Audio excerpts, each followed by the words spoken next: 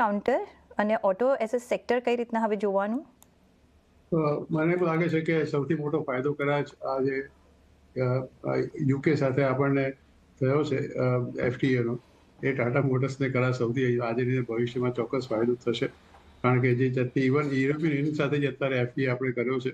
કારણ કે import of the foreign કાર્સની જે વાત છે, આપણે જાણીએ છીએ કે Jaguar is basically made up in USA in UK only.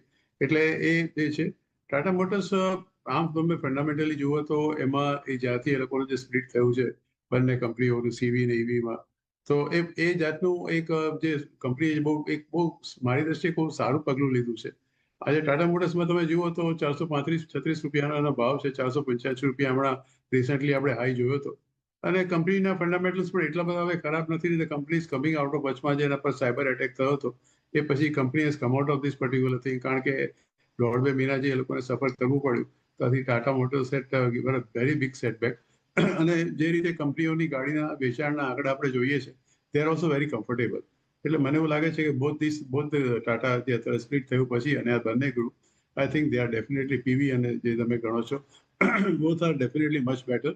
એટલે અત્યારે તો મારી દ્રષ્ટિએ ઓટોમોબાઈલમાં જો કદાચ આવનારા ભવિષ્યમાં તમે 2 વર્ષનો જો કદાચ વ્યૂ લઈને ચાલો ટાટા મોટર્સ માટે, જે એફટી એગ્રીમેન્ટ યુકે સાથે થયો છે અને યુએસ સાથે થયો છે, I think Tata Motors will be at an added advantage compared to other companies. G.